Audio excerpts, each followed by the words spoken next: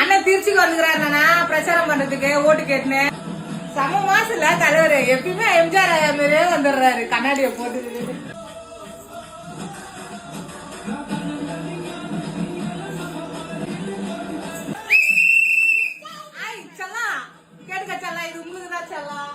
இந்த 3 விரல் வந்து வெறும் விசிலு கொண்டு இல்ல செல்லா, இதுக்கும் தான்.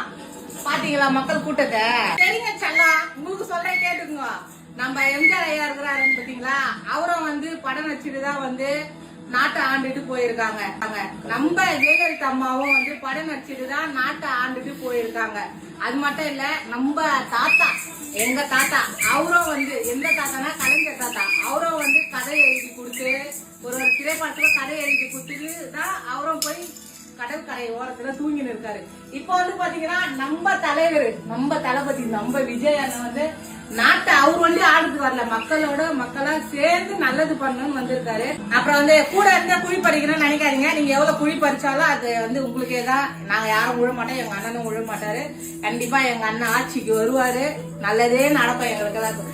கரெக்டா பேசுற டைம்ல பாருங்க என்ன ஆட்சின்னு வருது. வந்து மக்களுங்களாம் வந்து விசில் அடிக்க வரலங்க, புரியுதுங்களா? இந்த ஒரு விரல் 23ஆம் தேதி மே 4ஆம் தேதி எங்க அண்ணன் யாருன்னு பாருங்க.